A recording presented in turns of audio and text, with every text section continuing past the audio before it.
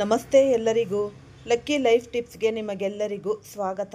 ಈ ಅಕ್ಟೋಬರ್ ತಿಂಗಳ ಮಾಸ ಭವಿಷ್ಯವನ್ನು ನಾವು ತಿಳಿಯೋಣ. ಅಕ್ಟೋಬರ್ ತಿಂಗಳಿನಲ್ಲಿ ವಿಶೇಷವಾಗಿ 20ನೇ ತಾರೀಕು ನರಕ ಚತುರ್ದಶಿ ಮತ್ತು ಈ ಕೇದಾರೇಶ್ವರ ಈ ವ್ರತಾಚರಣೆ ಮಾಡುವಂತಹ ದಿನ. ಈ ಧನಲಕ್ಷ್ಮಿ ಪೂಜೆ ವ್ರತಾಚರಣೆ ಮಾಡುವಂಥದ್ದು.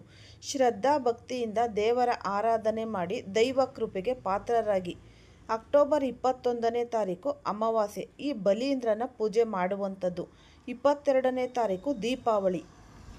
ಈ ದೀಪಾವಳಿ ಅಂತ ಅಂದ್ರೇ ದೀಪಗಳ ಹಬ್ಬ. ಎಲ್ಲರ ಜೀವನದಲ್ಲಿ ಒಂದು ಹೊಸ ಬೆಳಕು ಅನ್ನುವಂಥದ್ದು ಪ್ರಾರಂಭ ಆಗುತ್ತೆ. ಈ ದೈವಾನುಗ್ರಹ ಅನ್ನುವಂಥದ್ದು ಎಲ್ಲ ನೀವು ಆಸ್ತಿಕರನ್ನು ಕೂಡ ಕಾಪಾಡಲಿ ಅಲ್ವಾ. ಹಾಗಾಗಿ ಅಕ್ಟೋಬರ್ ತಿಂಗಳಲ್ಲಿ ಬದಲಾಗುವ ಗ್ರಹಗಳನ್ನು ವಿಮರ್ಶೆ ಮಾಡುವುದಾದರೆ ಈ ಅಕ್ಟೋಬರ್ 2ನೇ ತಾರೀಕು ಬುಧ ತುಲಾ ರಾಶಿಯನ್ನು ಪ್ರವೇಶ ಮಾಡುತ್ತೆ. ಮತ್ತು 24ನೇ ತಾರೀಕು ಬುಧ ಮತ್ತೊಮ್ಮೆ ತುಲಾ ರಾಶಿಯಿಂದ ವೃಶ್ಚಿಕ ರಾಶಿಗೆ ಪರಿವರ್ತನೆ ಆಗೋದು. ಮತ್ತು ಅಕ್ಟೋಬರನೇ ತಾರೀಕು ಅಂದರೆ ಶುಕ್ರ ಕನ್ಯಾ ರಾಶಿಯನ್ನು ಪ್ರವೇಶ ಮಾಡಿದರೆ ಅಕ್ಟೋಬರ್ 17ನೇ ತಾರೀಕು ಸೂರ್ಯ ತುಲಾ ರಾಶಿಯನ್ನು ಪ್ರವೇಶ ಮಾಡ್ತಾನೆ. ಇದೇ ರೀತಿಯಾಗಿ ಅಕ್ಟೋಬರ್ 18ನೇ ತಾರೀಕು ಗುರು ತನ್ನ ಉಚ್ಚ ಕ್ಷೇತ್ರವಾದಂತಹ ಒಂದು ಕರ್ಕಾಟಕ ರಾಶಿಯನ್ನು ಪ್ರವೇಶ ಮಾಡುವಂಥದ್ದು. ವರ್ಷಕ್ಕೆ ಒಂದು ರಾಶಿಯನ್ನು ಬದಲಾಯಿಸುವಂತಹ ಗುರು ಈ ಅಕ್ಟೋಬರ್ 18ನೇ ತಾರೀಕು ವಕ್ರನಾಗಿ ಮಿಥುನ ರಾಶಿಯಿಂದ ಕರ್ಕಾಟಕ ರಾಶಿಯನ್ನು ಪ್ರವೇಶ ಮಾಡುವಂಥದ್ದು. ಈ ಒಂದು ಅದ್ಭುತವಾದಂತಹ ಒಂದು ಪರಿವರ್ತನೆ ಗುರುಬಲ ಅನ್ನುವಂಥದ್ದು ಎಲ್ಲ ರಾಶಿಗೂ ಕೂಡ ಅನುಕೂಲಗಳನ್ನು ಮಾಡಿಬಿಡುತ್ತೆ. ಗುರು ಬಲವಾಗಿದ್ದಾಗ ಪ್ರಯತ್ನಗಳನ್ನು ಕಡಿಮೆ ಮಾಡಿದರೂ ಕೂಡ ನಿಮಗೆ ಒಂದು ಒಳ್ಳೆಯ ಪ್ರತಿಫಲ ಅನ್ನೋದು ಹೆಚ್ಚಾಗಿ ಪಡೆಯುವುದಕ್ಕೆ ಸಾಧ್ಯವಾಗುತ್ತೆ. ಈ ಗುರುನೇ ಈ ಬಲಹೀನನಾದಾಗ ಎಷ್ಟೇ ಪ್ರಯತ್ನಗಳನ್ನು ಮಾಡಿದ್ರೂ ಕೂಡ ಈ ಫಲಾಪೇಕ್ಷೆಗಳು ಕಡಿಮೆ ಅನ್ನೋದು ಇರುತ್ತೆ. ಈ ಒಂದು ಪರಿವರ್ತನೆ ಅನ್ನೋದು ಹಲವಾರು ರಾಶಿಗಳಿಗೆ ಶುಭ ಫಲಗಳನ್ನು ಕೊಡುವುದಕ್ಕೆ ತುಂಬಾ ಸಾಧ್ಯ ಅನ್ನೋದು ಆಗುತ್ತೆ. ಈ ಲಗ್ನ ರಾಶಿಯ ಅಧಿಪತಿಯಾದಂತಹ ಶನಿ ಭಗವಾನರು ದ್ವಿತೀಯ ಭಾವದಲ್ಲಿದ್ದು ಅಕ್ಟೋಬರ್ 18ನೆಯ ನಂತರದಲ್ಲಿ ಗುರುದೃಷ್ಟಿ ಅನ್ನುವಂಥದ್ದು ಶನಿ ಮಹಾತ್ಮನ ಮೇಲೆ ಬೀಳುತ್ತೆ. ಖಂಡಿತ ಇದು ಒಂದು ಒಳ್ಳೆಯ ಕಾಂಬಿನೇಷನ್. ಆರೋಗ್ಯದಲ್ಲಿ ಯಾವುದೇ ಸಮಸ್ಯೆಗಳು ಇದ್ದರೂ ಕೂಡ ಪರಿಹಾರಗಳನ್ನು ನೀವು ಕಂಡುಕೊಳ್ಬಹುದು. ಅಂದರೆ ಈ ಬ್ಯಾಕ್ ಪೇಯ್ನೇ ಆಗಿರಬಹುದು, ಏನೋ ಒಂದು ಗ್ಯಾಸ್ಟ್ರಿಕ್ಕು ಈ ರೀತಿಯ ಸಮಸ್ಯೆಗಳು, ಮತ್ತು ಕೈ ಕಾಲು ನೋವು ಬರೋದು, ಈ ಮಂಡಿ ನೋವು ಬರೋದು ಈ ರೀತಿ, ಮತ್ತು ಸ್ವಲ್ಪ ಸಣ್ಣದಾಗಿ ಹೊಟ್ಟೆ ನೋವು ಬರೋದು. ಹಾಗಾಗಿ ಕುಂಭರಾಶಿಯವರಿಗೆ ಈ ತರಹದ ಯಾವುದೇ ಒಂದು ಸಮಸ್ಯೆಗಳು ಇದ್ದರೂ ಕೂಡ ಈಗ ಪರಿಹಾರಗಳನ್ನು ಕಂಡುಕೊಳ್ಳುವಂತಹ ಒಂದು ಅದ್ಭುತವಾದಂತಹ ಸಮಯ. ಏಕೆಂದರೆ ಶನಿ ಭಗವಾನರು ಮೂಳೆಗಳು ಮತ್ತು ನರಗಳಿಗೆ ಸಂಬಂಧಪಟ್ಟಂಥದ್ದು. ಈ ಜನ್ಮ ಲಗ್ನದಲ್ಲೇ ರಾಹು ಇರೋದರಿಂದ ಸರ್ಪದೋಷಗಳು ಮಾನಸಿಕವಾಗಿ ಮತ್ತು ಶಾರೀರಿಕವಾಗಿ ಸ್ವಲ್ಪ ತೊಂದರೆಗಳನ್ನು ಸೃಷ್ಟಿ ಮಾಡ್ತವೆ. ಮತ್ತು ಈ ಅಕ್ಟೋಬರ್ 27ರ ನಂತರದಲ್ಲಿ ಕುಜನ ದೃಷ್ಟಿ ಅನ್ನುವಂಥದ್ದು ರಾಹುವಿನ ಮೇಲೆ ಬೀಳುತ್ತೆ. ಈ ಸಮಯದಲ್ಲಿ ಆರೋಗ್ಯದ ವಿಚಾರಗಳಿಗೆ ಸರ್ಪದೋಷಗಳು ನೇರವಾಗಿ ಸಂಬಂಧಪಟ್ಟಿರುತ್ತೆ. ಸಾಧ್ಯವಾದಷ್ಟು ಅಕ್ಟೋಬರ್ ತಿಂಗಳ ಅಂತ್ಯಭಾಗದಲ್ಲಿ ಸುಬ್ರಹ್ಮಣ್ಯನ ದರ್ಶನ ಮಾಡುವಂಥದ್ದು, ಸುಬ್ರಹ್ಮಣ್ಯನಿಗೆ ಈ ಪವಮಾನ ಅಭಿಷೇಕ ಇಂತಹ ಸೇವೆಗಳನ್ನು ಮಾಡಿಕೊಂಡರೆ ಬಹಳ ಕುಂಭರಾಶಿಯವರಿಗೆ ಆರೋಗ್ಯದಲ್ಲಿ ಅನುಕೂಲಗಳು ಅನ್ನೋದು ಉಂಟಾಗುತ್ತೆ. ಈ ದ್ವಿತೀಯ ಕುಟುಂಬ ಸ್ಥಾನದಲ್ಲಿ ಶನಿ ಸಂಚಾರ ಆಗುವಂಥದ್ದು ಕೌಟುಂಬಿಕ ನೆಮ್ಮದಿ ಅನ್ನೋದು ಕಾಣೋದಕ್ಕೆ ಸಾಧ್ಯ ಅಲ್ವಾ. ಸ್ವಲ್ಪ ಈ ಧನ ವ್ಯಯಗಳು ಜಾಸ್ತಿ ಇರುತ್ತೆ, ಖರ್ಚು ವೆಚ್ಚಗಳು ಸ್ವಲ್ಪ ಮಟ್ಟಿಗೆ ಜಾಸ್ತಿ ಅನ್ನೋದು ಆಗುತ್ತೆ. ಇಲ್ಲಿ ನವೆಂಬರ್ 2ರ ನಂತರದಲ್ಲಿ ಈ ಒಂದು ಸಂಪೂರ್ಣ ಅಕ್ಟೋಬರ್ ತಿಂಗಳಿನಲ್ಲಿ ಸ್ವಲ್ಪ ಖರ್ಚುಗಳನ್ನು ಹಿಡಿತ ಮಾಡಿ ಸೂಕ್ತ. ಕುಂಭರಾಶಿಯವರಿಗೆ ಒಡಹುಟ್ಟು ಸಹೋದರನೇ ಆಗಿರಲಿ, ಈ ಪರಾಕ್ರಮ ಈ ಸ್ಥಾನಾಧಿಪತಿಯಾಗಿ ಕುಜ ಭಾಗ್ಯದಲ್ಲಿ ಇರೋದ್ರಿಂದ 27ರ ನಂತರ ಸ್ವಕ್ಷೇತ್ರವಾದಂತಹ ವೃಶ್ಚಿಕ ರಾಶಿಯನ್ನು ಪ್ರವೇಶ ಮಾಡೋದು. ಕುಂಭರಾಶಿಯವರಿಗೆ ಅಕ್ಟೋಬರ್ 18ರಿಂದ ಡಿಸೆಂಬರ್ 12ರ ತನಕ ಗುರುಬಲ ಅನ್ನೋದು ಇರೋದಿಲ್ಲ. ಈ ಪ್ರಭಾವಗಳು ಆರೋಗ್ಯ ಮತ್ತು ಹಣಕಾಸಿನ ವಿಚಾರಗಳ ಮೇಲೆ ಹೆಚ್ಚಾಗಿ ಸಂಬಂಧಪಡುತ್ತೆ. ಶನಿ ಧನಸ್ಥಾನದಲ್ಲಿದ್ದು ಧನಾಧಿಪತಿ ಬಂದು ಗುರು ಉಚ್ಚ ಕ್ಷೇತ್ರದಲ್ಲಿ ಗುರು ದೃಷ್ಟಿ ಅನ್ನೋದು ಶನಿ ಮೇಲೆ ಬೀಳುತ್ತೆ. ಇದೆಲ್ಲ ಶುಭ ಫಲಗಳೇ ಕೊಡುತ್ತೆ. ಯಾವುದೇ ಒಂದು ಈ ಬ್ಯಾಂಕ್ ಲೋನ್ಗಳೇ ಆಗಿರಬಹುದು, ಹಣಕಾಸಿನ ನಿರೀಕ್ಷೆಗಳು ಇದ್ದರೆ ನಿಮಗೆ ಹುಸಿಯಾಗುವುದಿಲ್ಲ. ಖಂಡಿತ ಅನುಕೂಲಗಳನ್ನು ಪಡ್ಕೋತೀರ. ವಿದ್ಯೆ, ಮಾತೃವಾಹನ, ಸುಖ ಅನ್ನುವಂತಹ ಈ ಸ್ಥಾನಾಧಿಪತಿಯಾಗಿ ಶುಕ್ರ ಅಷ್ಟಮದಲ್ಲಿ ನೀಚ ಕ್ಷೇತ್ರದಲ್ಲಿ ಇರೋದು. ಮಾತೃವಿನ ಆರೋಗ್ಯದ ಬಗ್ಗೆ ಹೆಚ್ಚಿನ ಗಮನ ಕೊಡತಕ್ಕಂಥದ್ದು ಸೂಕ್ತ. ನೀವು ಯಾಕೆ ಅಂತ ಹೇಳಿದರೆ ಅವನ ಮೇಲೆ ಈ ಶನಿ ದೃಷ್ಟಿ ಕೂಡ ಬೀಳ್ತಾ ಇರುತ್ತೆ. ಈ ಮಾತೃವಾಹನ ಸುಖ ಈ ಪ್ರಾಪರ್ಟಿ ಅನ್ನುವಂತಹ ಒಂದು ಸ್ಥಾನದ ಮೇಲೆ ಶನಿ ದೃಷ್ಟಿ ಕೂಡ ಬೀಳೋದು. ಮತ್ತು ಸ್ನಾಯುಗಳು ಮತ್ತು ನರಗಳಿಗೆ ಸಂಬಂಧಪಟ್ಟಂತಹ ಆರೋಗ್ಯದ ಸಮಸ್ಯೆಗಳು ಮಾತೃವಿಗೆ ಬಾಧಿಸುವಂಥದ್ದು ಹೆಚ್ಚಾಗುತ್ತೆ. ಇದಕ್ಕೆ ಪರಿಹಾರಾತ್ಮಕವಾಗಿ ನೀವು ಒಂದು ಶಾರದಾ ಪರಮೇಶ್ವರಿಯ ದರ್ಶನ ಮಾಡುವಂಥದ್ದು ಖಂಡಿತ ನಿಮಗೆ ಅದೃಷ್ಟ ಶುಭ ಕೂಡಿ ಬರುತ್ತೆ. ಮತ್ತು ಈ ದೇವತೆಗಳ ಅನುಗ್ರಹ ನಿಮಗೆ ಅತ್ಯಂತ ಅವಶ್ಯಕ. ಈ ಲಕ್ಷ್ಮಿ, ಸರಸ್ವತಿ, ಶಾರದಾಂಬೆ ಅಥವಾ ಈ ಅನ್ನಪೂರ್ಣೇಶ್ವರಿ ಇಂತಹ ಒಂದು ಸೌಮ್ಯ ದೇವತೆಗಳ ದರ್ಶನ ಮಾಡಿದರೆ ಕುಂಭರಾಶಿಯವರಿಗೆ ಬಹಳಷ್ಟು ಅನುಕೂಲಗಳನ್ನು ಪಡೆಯುವುದಕ್ಕೆ ಸಾಧ್ಯ. ಸಣ್ಣ ಪುಟ್ಟ ಖರ್ಚುಗಳು ಜಾಸ್ತಿ ಆಗುವಂತಹ ವಿಚಾರಗಳು ಹೆಚ್ಚಾಗಿರುತ್ತವೆ.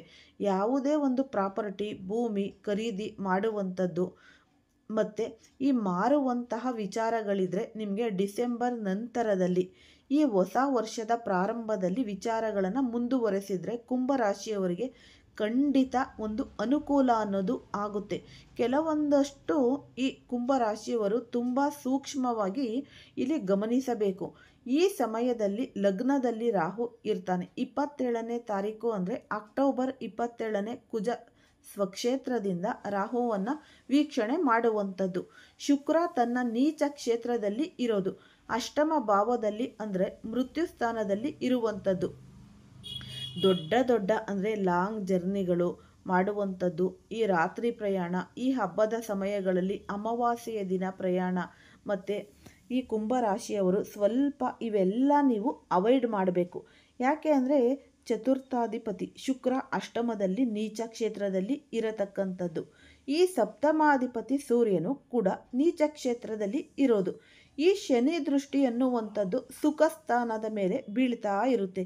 ಈ ಸುಖ ಹಾನಿ ಆಗುತ್ತೆ ಅಥವಾ ವಾಹನಗಳಿಗೆ ಧನವ್ಯಯ ಆಗುವಂಥದ್ದು ಇದೆಲ್ಲ ಜಾಸ್ತಿ ಆಗ್ತಾ ಇರುತ್ತೆ. ಅಂದರೆ ವಿದ್ಯಾರ್ಜನೆ ಮಾಡುವಂತಹ ಮಕ್ಕಳಿಗೆ ಸ್ವಲ್ಪ ಆರೋಗ್ಯದ ಸಮಸ್ಯೆಗಳು ಬಾಧಿಸುತ್ತೆ. ಈ ಅವಕಾಶಗಳು ಉಂಟು ಅಲ್ವಾ. ಲಕ್ಷ್ಮೀ ನರಸಿಂಹ ಸ್ತೋತ್ರಗಳನ್ನು ಆದಷ್ಟು ಪಠನೆ ಮಾಡಿದರೆ ಖಂಡಿತ ನಿಮಗೆ ಶುಭ ಅದೃಷ್ಟ ಕೂಡಿ ಬರುತ್ತೆ. ಈ ಸಂತಾನದ ಅಂಚಿನಲ್ಲಿ ಇರುವಂತಹವರಿಗೆ ಅಷ್ಟೇನು ಶುಭ ಸಮಯ ಅಲ್ಲ.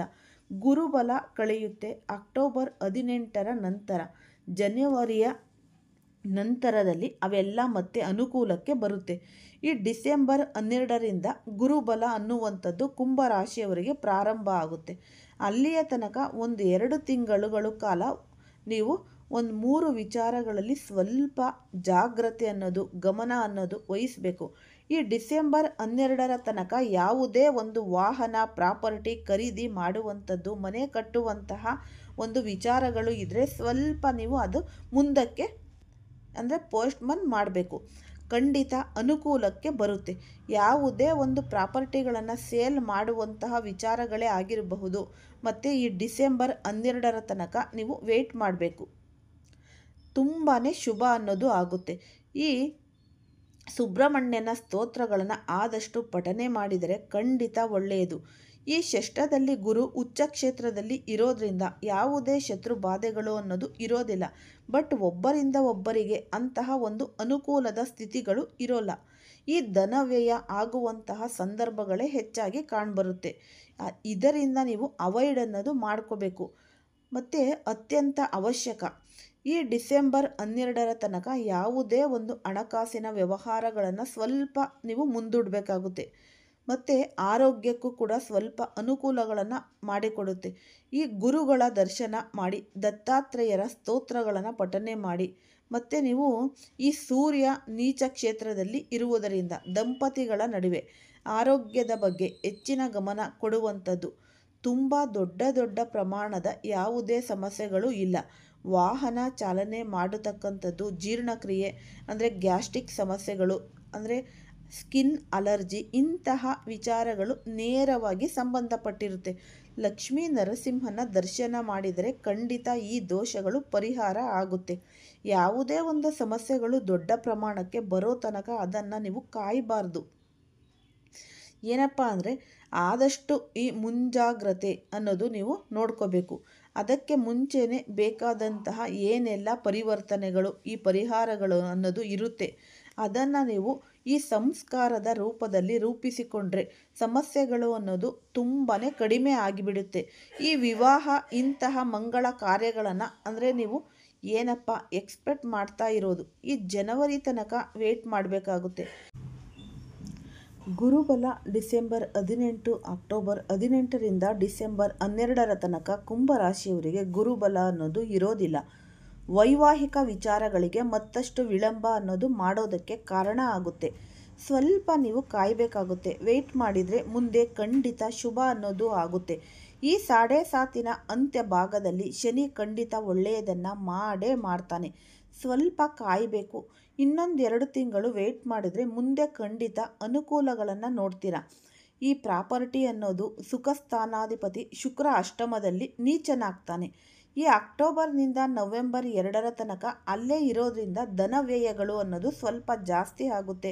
ಈ ಶನಿ ಭಗವಾನರ ಮೇಲೆ ಈ ಗುರು ದೃಷ್ಟಿ ಅನ್ನೋದು ಬೀಳುವಂಥದ್ದು. ಧನಾಗಮನಗಳು ಕೂಡ ಅತಿಶಯವಾಗಿ ಇರುತ್ತೆ.